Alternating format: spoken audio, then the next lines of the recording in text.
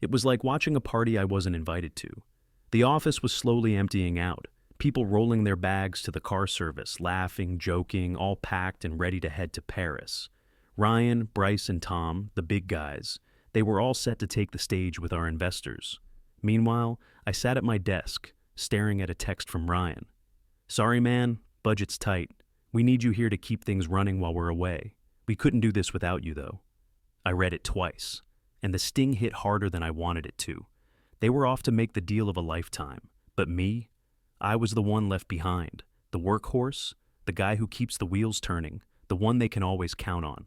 But when it comes time for the big show, I'm nowhere in the picture. I faked a smile, nodding at a couple of colleagues as they joked about who would be the first to grab a croissant in Paris. I pretended to be part of the joke, even though I felt more like a background character in my own story. My phone buzzed again, another text from Ryan. He needed a last-minute update to the financial projections for the pitch deck. Same old, same old. No mention of how much I'd been busting my ass on this thing for weeks.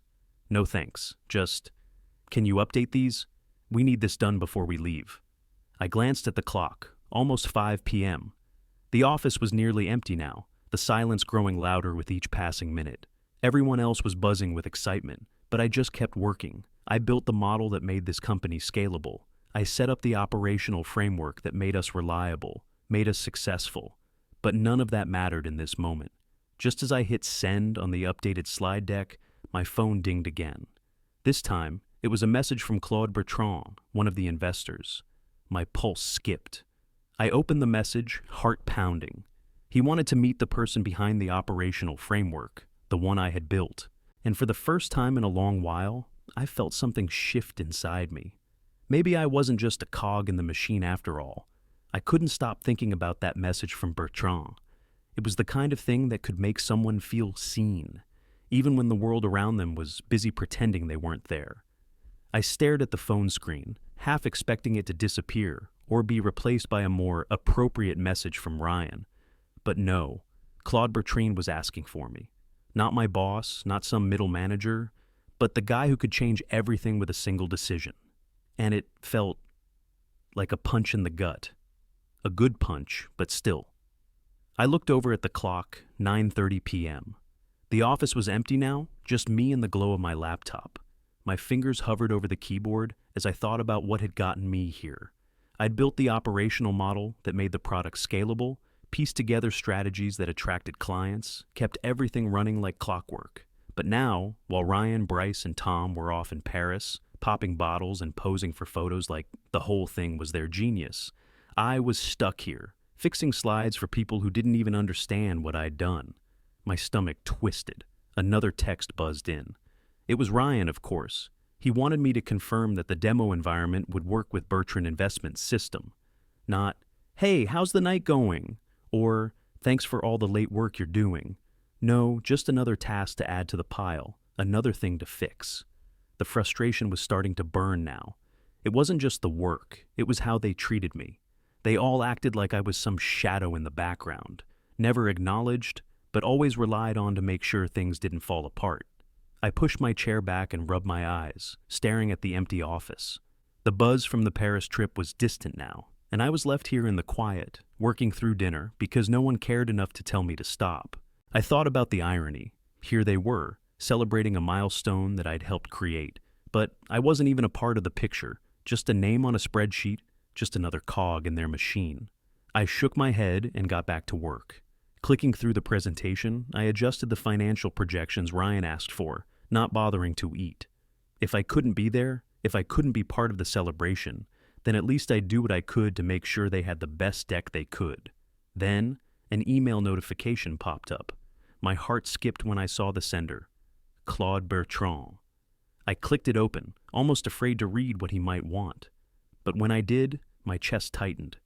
"Jake," the email began, "I'd like to arrange a call with you. I've reviewed the operational framework you developed, and I'm impressed with the scalability and thoughtfulness. We'd like to discuss it further." I blinked, reading it twice. It wasn't a casual mention. He was interested in me. I sat back in my chair, the weight of it sinking in. Bertrand knew who I was, knew what I'd built. And I was invisible to my own company, I kept thinking about how long I'd been playing the background role, doing the work that kept everything from crumbling. But now, it wasn't just some fleeting recognition. This was real. The guy who could push the needle on the company's future was telling me he saw my value. And for the first time, I felt something that wasn't just frustration. The next morning, I barely slept. I had my head on the desk at one point, hands still wrapped around my phone. It was just one of those nights, staring at the screen until your brain feels like mush. But when I checked my messages at 8 a.m., Ryan's was the first thing that hit me. "Safe and sound," he wrote, followed by a picture of the team lounging in an airport. Ryan, Bryce, and Tom in their fancy suits. A bottle of something with a fancy label in front of them, smiling like they were the ones who'd carried the whole company to this point. The caption, "The Dream Team." My stomach churned, my throat tightening. I wasn't even in the shot. Not a mention, not even a, "Hey, we miss you, Jake." It stung, the whole damn thing. It wasn't even that I wanted to be in the picture. I wanted to be seen for the work I'd done. But there they were, celebrating the moment like it was all theirs. Before I could even process how pissed I was, my phone rang. It was one of the junior staff, a kid who'd been with us for maybe 6 months. "Hey, Jake, there's an issue with the client platform. We're having trouble with the integration. I've tried everything, but it's still crashing." I closed my eyes, feeling the pressure build. This kid didn't know what the hell he was doing, but it wasn't his fault. He was just stuck in a system that was still figuring out how to run. But I knew the answer. Of course I did. I'd built the damn thing. "All right, I got it," I said, cutting him off before he could say more. "Just give me a second." I walked through the issue in my head, pulled up the client data, and started to dig through the logs. A few minutes later, I fixed it. Easy enough, but it felt like a slap in the face.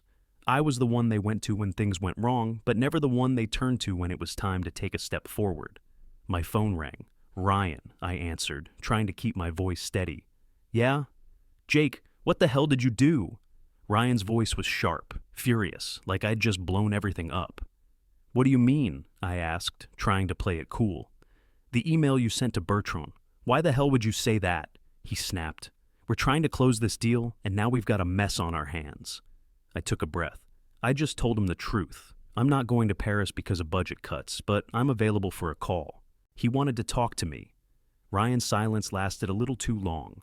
I could hear him fuming on the other end, but I didn't care. I was done. "Look, Jake," he said, voice tight now. "You need to keep it professional. No more emails like that. We're trying to close this, and you're not helping." I could feel my temper rising, but I bit my lip. "I'm just doing my job, Ryan. I've done everything you've asked for, but I'm always the one left behind. I'm sick of it." There was a pause. I could practically hear the gears turning in his head. Then, like it was nothing, he said, "Fine. You want to be a part of this? We'll set up a call with Bertrand at 3 a.m., New York time. Can you handle that?" I laughed, bitter. "Yeah, I can handle it." "Good," he muttered, then hung up. I sat there, staring at the phone, the weight of the decision settling over me. 3 a.m. meant no sleep, no rest. But I couldn't ignore the fact that this was my chance. The chance to stand up, show them all what I had built, what I had done. The call came a few hours later, and I was already at my desk, the first rays of morning light creeping in. The screen flickered to life, and I could see Ryan, Bryce, and Tom on the other side, looking a little too polished for 3 a.m. New York time. They didn't even bother to say, "Hello," just nodded at me, already itching to get through the call. Bertrand's team was sharp, polite, but sharp. I dove right into the framework, answering questions with ease, explaining how I designed the operations from the ground up. I spoke with more confidence than I'd ever felt in those boardrooms. Every answer was crisp, every detail precise. As I spoke, I could feel the shift happening on the other side of the screen. Ryan and the others shifted uncomfortably, exchanging glances. They were used to being the ones in control, not the ones scrambling to keep up with what I was saying. I could tell it stung. After a few more rounds of questions, Bertrand himself spoke up, his voice smooth but carrying an undertone of something else. "Jake," he said, his gaze steady through the screen, "I have to say, your contributions are impressive. Not just the framework, but the way you've set the company up for long-term success. I think there's a lot more you could do, perhaps even outside of Visionary. I froze for a second, processing the words. Was he offering me something? The silence stretched out too thick for comfort. I looked at Ryan and the others. They didn't say anything, just stared at me, and I could feel their discomfort radiating through the screen. "Thank you, Mr. Bertrand," I finally said, my voice low but clear. "I'm glad you see the value in what I've built." The conversation wrapped up quickly after that, but I could feel the weight of what had just happened. They'd all been watching, but for once, I wasn't just some invisible piece in the machine. I was the one who had carried this company this far, and now, finally, someone had noticed. The call ended in a blur. I'd said all I needed to, answered all the questions, but something about Bertrand's last comment kept playing in my head. Perhaps even outside of Visionary. I'd been so used to blending into the background, it felt like the floor had just shifted under me. It wasn't long after that I got another email, this time from Zoe, Claude Bertrand's chief of staff. Her tone was businesslike, polite, but the subject line hit me hard. Meeting request, potential opportunity. She suggested we meet for lunch. "Claude is eager to continue the conversation and explore how your skills could be utilized more broadly," the email said.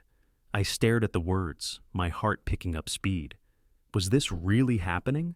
I met Zoe at a small, upscale restaurant not far from the office. She was sharp, efficient, wearing a smile that barely reached her eyes. We ordered quickly, and once the pleasantries were out of the way, she got straight to the point. "Jake," she started, leaning in slightly, "Claude and the team were impressed with your operational framework. What you've done at Visionary is remarkable. The kind of foresight and execution you've demonstrated, that's exactly what we need in our portfolio companies." She paused, letting the weight of her words hang in the air.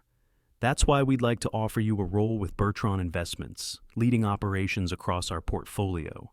I blinked, unable to process it at first. My mind kept jumping from thought to thought. This can't be real. This is insane. I've only been a cog in the machine at Visionary, and now they're offering me a role with one of the biggest investment firms in the game? Zoe went on, detailing the role, as if she was speaking from a script. It was everything I hadn't even dared to hope for. A substantial salary bump, equity, a relocation package if I wanted to move to Paris. They wanted me to help their companies scale, build systems, and execute on the vision in a way I never could at Visionary. It sounded perfect, too perfect. But I wasn't ready to make a decision yet. Not while the frustration of being overlooked at Visionary still burned in my chest.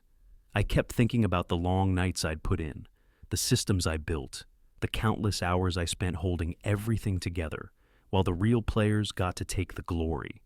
Zoe noticed my hesitation. "I understand this is a lot to process," she said, her voice softening slightly. "But you should know, we see something in you that the team at Visionary doesn't. Your ability to execute, to think long-term, it's exactly what's been missing there." I swallowed hard, trying to absorb everything, but before I could even respond, Zoe slid a thin folder across the table.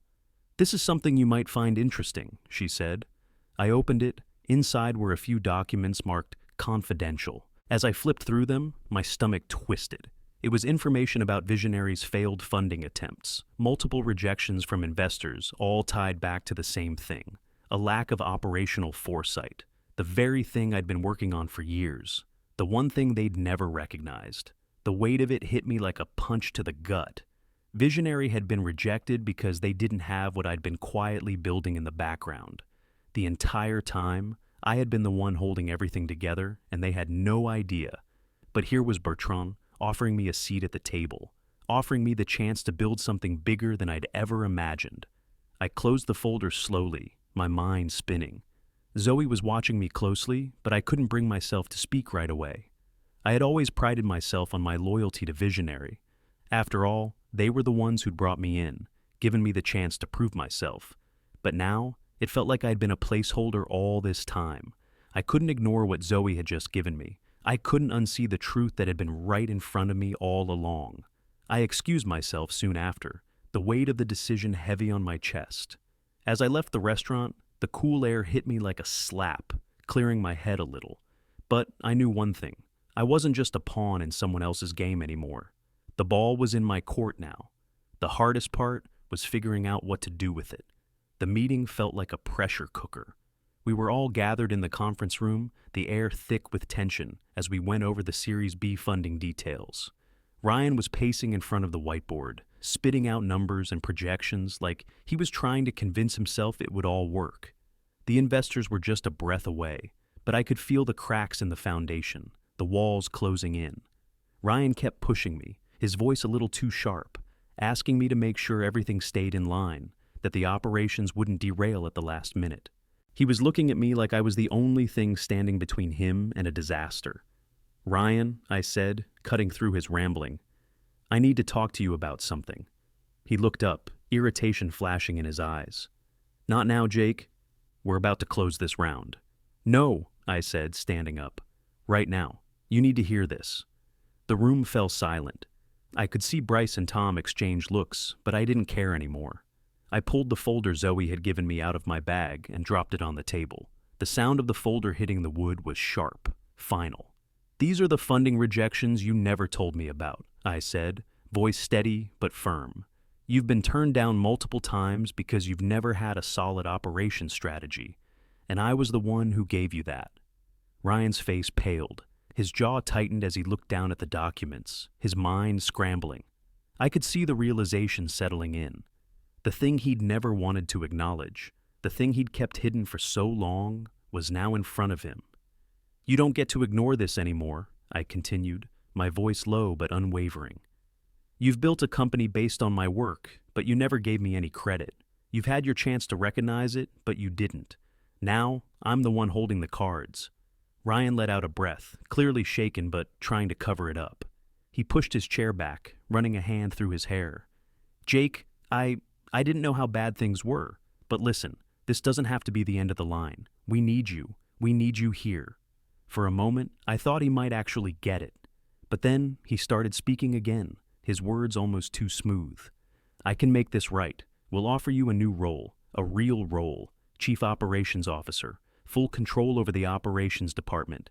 You'll get a much higher salary, equity, and you'll finally have the title you deserve." I didn't say anything right away. The offer hung in the air, tempting but hollow. I knew exactly what was going on. This wasn't about me. It was about saving face.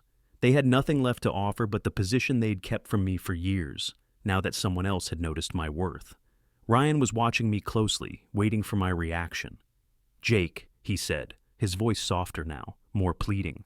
"Please, this is your chance to lead. You've earned it." I looked at him, really looked at him, and for the first time, I saw everything clearly. I wasn't a side player anymore. I wasn't the guy they'd kept in the shadows to fix things when they broke. I was done being the one who did all the work, but never got the credit. I took a breath, then spoke slowly, deliberately. "I hear your offer, Ryan, but you don't get to pretend this fixes everything." Ryan's face twisted. He opened his mouth to protest, but I cut him off. "You wanted me to stay, but I'm not here to be your backup anymore.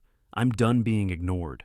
I've done everything you asked for, but the truth is, I was never really part of the plan. So, I'm making my own plan now." The room felt colder.